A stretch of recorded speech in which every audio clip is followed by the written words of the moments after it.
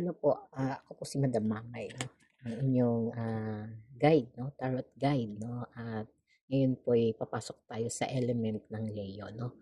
O may mix ano po to ng astrologist, no?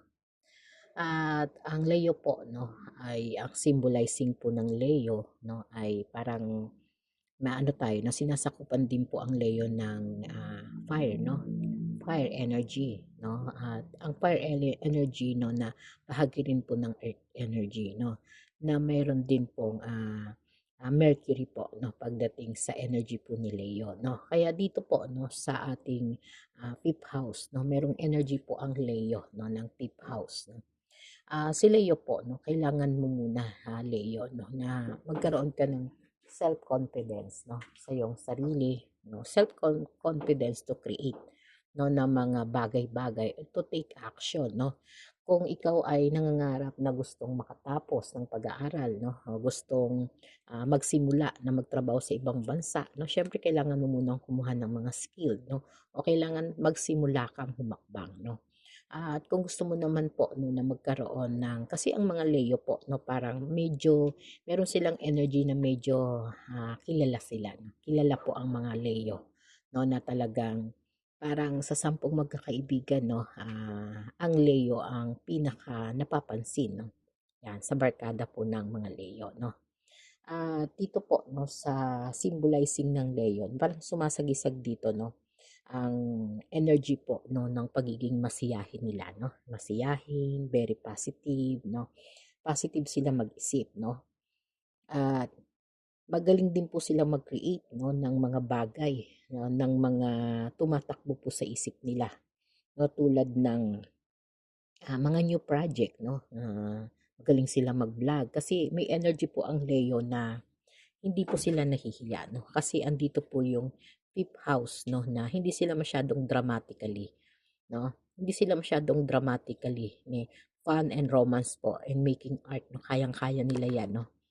At ano sila, no, meron silang power of love, no, na mag-invest, no, ng parang to create, no. At sanay din po sila, no, na talagang ah mag-ano, mag-grab ng mga, tawag dito, ng mga opportunities, 'no, sa mga games, sa mga sugal, sa mga, parang, ano sila, yung, makikipagsapalaran po, 'no. 'Yan yung fifth house po ng Leo, 'no, at lakas ng loob, 'no. Parang ito po yung panahon, 'no, o tamang, pagkakataon, 'no, na marami pong na nakapaligid sa inyo, 'no, na talagang puwedeng humanga sa inyo o maging mahinahon pa rin po, 'no, sa mga, emosyon, 'no. Kasi may mga energy pa rin po tayo dahil Leo kayo, maaari kayong magpakita ng inyong mga boses, 'no, at makikilala rin po sa hinaharap, 'no. Dahil nga ang Leo po, 'no, ay,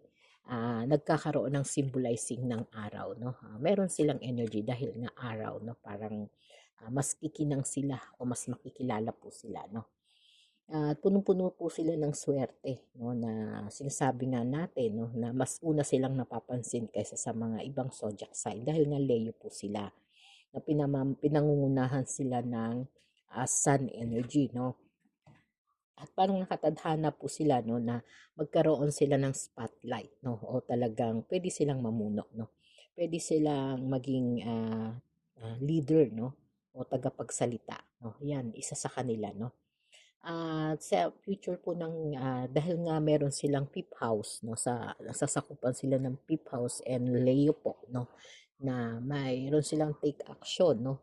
Puwede silang mamuno o may potential po sila na magkaroon po, 'no, ng highest personalidad, 'no, personality dahil nga sa influence po ng fifth house, 'no, na magdadala sa kanila ng, masayang emosyon, 'no, o mga pag-create, 'no, ng mga, good bonding, good friendship, 'no, good business, 'no. At ito yung, puwede pong magdala, 'no, ng tagumpay po, 'no, sa larangan, 'no, ng talento na puwede ninyong ipakita, 'no, na likas po para sa inyo, 'no, kayong mga Leo. 'No, na karamihan po sa mga Leo sabihin na natin na meron silang kakayahan, 'no, na malakas po yung entertainment ano nila, 'no, career, 'no, singing o puwede silang maging teacher o politika, no, o pagpapatakbo po ng sarili nilang business, no. Yan yung mga katangian po na meron po sa mga Leo, no.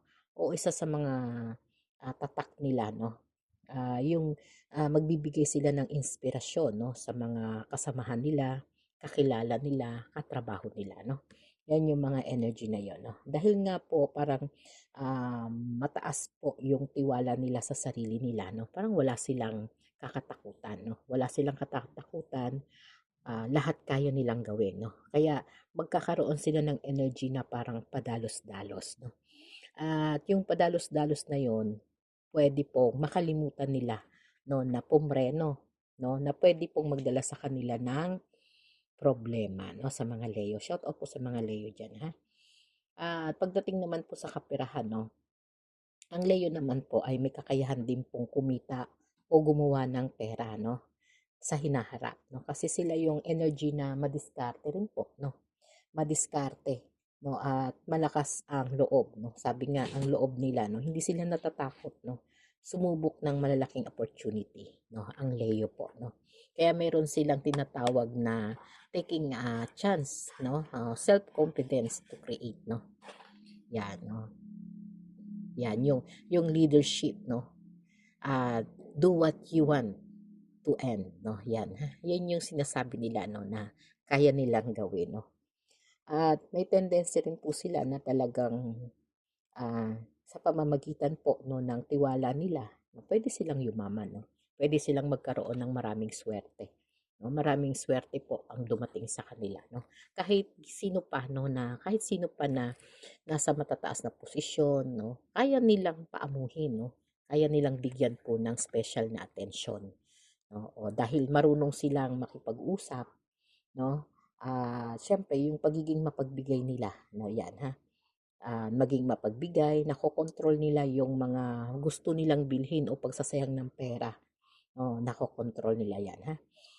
Siyempre, yung mga mamahaling mga bagay, no, para sa ibang tao, hindi naman nila doon nakokontrol, no. Parang pagdating sa ibang tao, sige lang, bili lang, no. Mabilis pong maubos yung ipon nila dahil sa ganong pamamaraan, no. Kaya doon po, no, sa fifth house ng Leo, no, doon po nagkakaroon ng kahinaan ang Leo, no.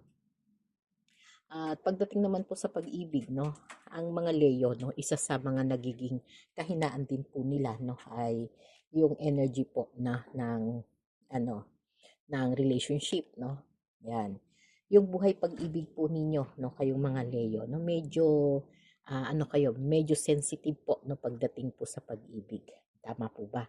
No, punong-puno ng ano yan, sining, no? Sining na parang kaya mong magbigay ng regalo na marangya, no? Kung kaya mong magbigay ng kotse, no? Basta mamahalin, ha? Doon mo pinapakita yung totoong pagmamahal mo, no? O naghahanap ka ng sobra-sobrang pera, no? Para makapagbigay ka naman ng sobra-sobra, sobra-sobra din po, no? Kasi doon mo nakukuha halos yung paghanga ng tao, respeto, no? Kaya magiging ano po sa'yo yan, magiging mas mahirap po, no, para sa'yo. Kasi meron tayong babala pagdating dyan, no? May warning ka, no? Kayong mga Leo, no? Iwasan po yung pagiging masyadong dominante o mapagmataas, no? Lalo na po sa relationship, no? Para hindi masakal yung partner nyo, no? Kasi may energy po tayo dito na nakukuha, no? Na sa pagiging dominante o lakas po ng enerhiya ng Leo, no? Medyo sa fifth house natin, no? Yan yung sinasabi na do what you want to end, no? Yan. Diyan tayo pumapasok po, no? Diyan po, no? Diyan po nag-uumpisa yung pagiging dominante po ninyo, no, mga Leo, ha?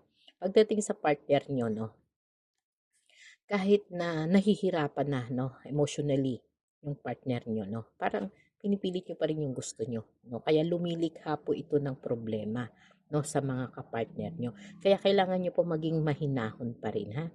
Huwag magpadalos-dalos sa galit, no. Kung may mga bagay kayong hindi na pagkakasunduan ng partner nyo, no, na nagbibigay po ng dahilan para mahirapan po yung emosyon niya, no, nauuwi po sa pagtatalo, no, nauuwi sa galit, no. Dito po kayo medyo sumasablay, ha. Kaya nagkakaroon po ng mataas na antas, no, ng pagiging dominante, no. At sa partner, no, o sa relationship. Kung hindi naman po, no, hindi 'to sa inyo, mahanap na lang kayo ng mas tatama po sa inyo, no. Kaya dito po, no, pagdating sa Leo, no, ito yung mga energy po na kailangan mong, isipin din, no, o hanapan po, no, ng, solusyon yung pagiging dominant. Parang bossing attitude, no, na, "Oh, gusto ko 'yan," no. Kaya yung partner mo, no, masyadong nasasakal, nauuwi po ito sa problema. Tama po ba, mga Leo, 'no? Kaya kung gusto niyo po na talagang, maging masaya po yung relationship ninyo, 'no, iwasan po yung, ganitong attitude, 'no. Kasi yan po yung magiging, kahinaan niyo, 'no. Siyempre, mangunguna po diyan sa inyo, 'no, yung pride niyo, 'no. At yan yung babantayan niyo, yung, pride, sobrang pride, 'no. Kaya mahihirapan ka po na talagang, tumanggap ng pagkakamali, 'no. At yung pagkakamali na yon hindi mo po nakikita, 'no, na nasasakupan na yung relationship, 'no, nasasakupan na po yung mga kasamahan, sa sobrang tiwala po, 'no, ng, energy po ng ating fifth house, 'no.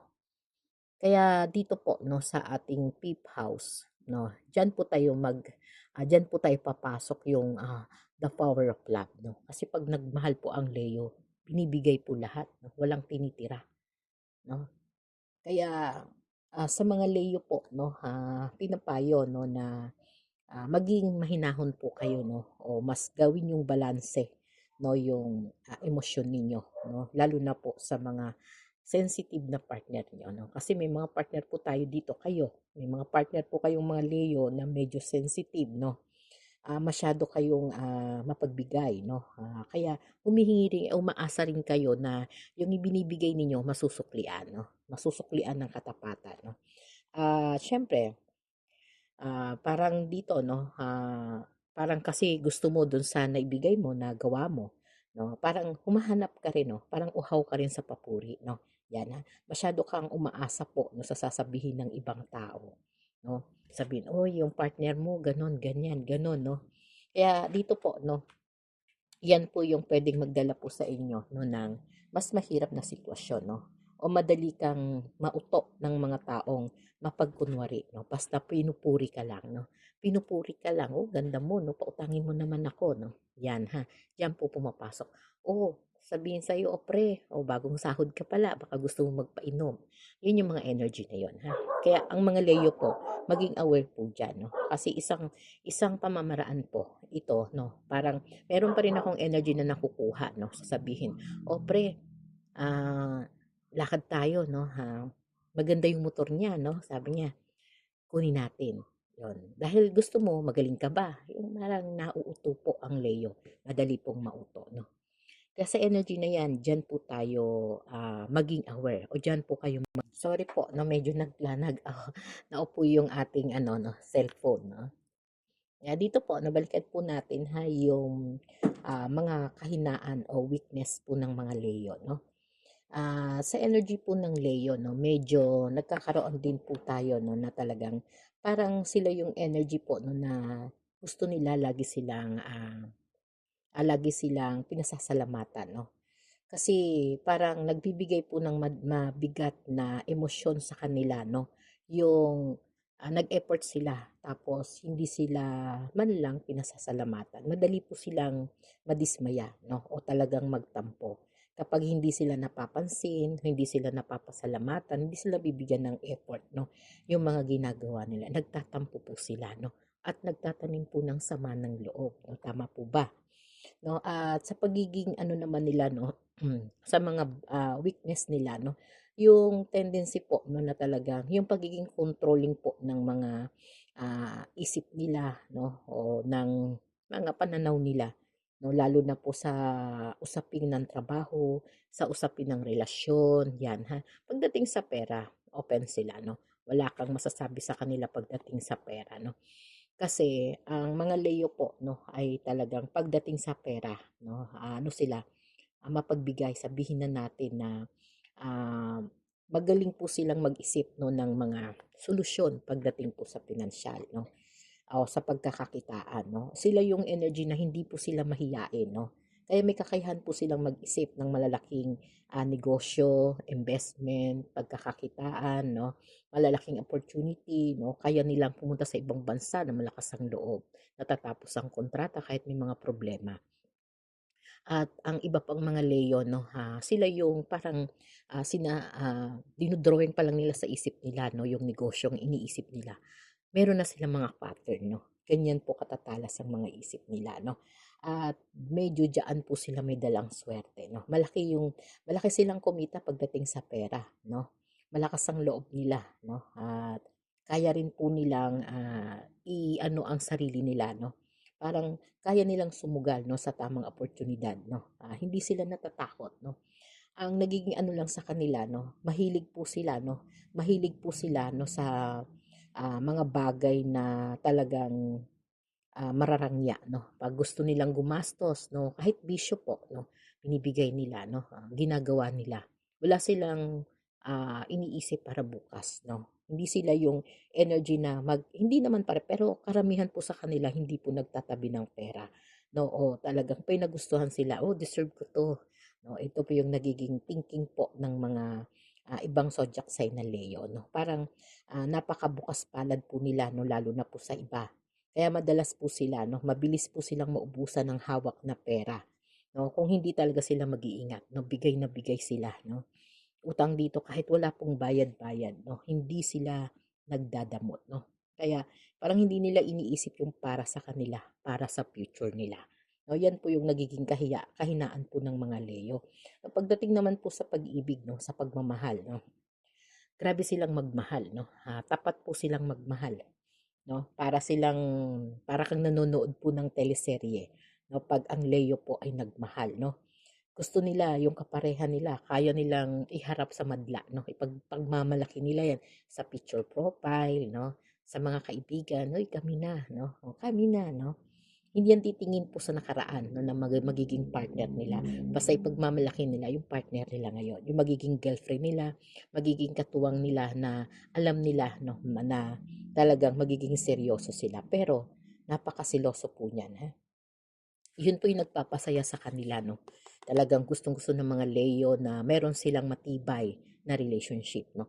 Masyado silang yung pagiging silosa nila 'no, o sa hilig nila 'no, sa talagang detachment ng, kilos ng partner nila, parang lahat po binabantayan nila. Dun po sila nagiging masaya 'no, dun po sila nagiging masaya 'no. Pero nagdadala po iyon ng napakahirap na sitwasyon sa partner nila 'no. Mas madalas po silang dumadating po sa pag-aaway 'no, nauuwi po sa pag-aaway 'no. Hindi nila naiiwasan yung gano'n na mga pag-aaway 'no. Kaya 'yan po yung mga kahinaan o nagiging problema po ng Leo 'no. Kaya sa mga pangarap naman po nila 'no, napakasimple lang naman ng mga pangarap nila 'no. Basta hindi lang sila basta mabuhay 'no. Ang gusto nila sa sarili nila, makilala sila o meron silang mark na puwedeng iiwan o legacy nila. Yung mga ambisyon nila na naabot nila talagang ipapakilala nila 'yan 'no. Makikita mo 'yan sa mga ibang Leo, yung mga medalya nila 'pag pumasok ka sa bahay. At ang achievement nila nakasabit po sa pader 'no, nakasabit po sa gilid ng bahay 'no. At 'yan yung pinakamataas na posisyon 'no o kailangan ng mga pinagmamalaki nila. Nagkakaroon din po sila ng sa sarili nilang idea, ano yung kanilang negosyo 'no o likhang isip 'no. At ang ilan sa kanila 'no ay makikilala rin po sa sarili nilang talento 'no, kasi very ano sila 'no, ambitious 'no, ambitious, magaling po sila 'no, at yung pag-take ng action 'no, creative po sila. No, very creative po sila sa mga pangarap nila 'no. Parang naisip nila, magkakaroon sila ng sarili nilang, pangalan 'no, sinusundan naman nila ng gawa 'no. At nakikilala po yung, talent nila 'no. Yung iba sa kanila magaling gumitara, magaling kumanta, magaling po magsayaw. Yung iba naman, magaling pong lumangoy. Basta yung mga talent 'no, hindi ko na po isa-isahin 'no. Dun po sila 'no at hinaharap po nila 'no yung mga nakatadhana sa kanila 'no, na talagang hinahawakan nila mismo yung sarili nilang kakayahan 'no o tagumpay po 'no. Kung yung mga energy na yon 'no ay talagang, makikita mo sa kanila, irerespeto mo sila at hahangaan mo sila 'no. Hahangaan mo sila sa mga bagay-bagay na nakita mo sa kanila 'no. At ito yung energy na talagang magbibigay sa kanila 'no ng parang, liwanag o saya po 'no. Sa future naman 'no, ang nakikita naman natin pagdating po kay Leo 'no, lahat naman po kasi ang bottom of the deck natin is ang ating Six of Swords 'no.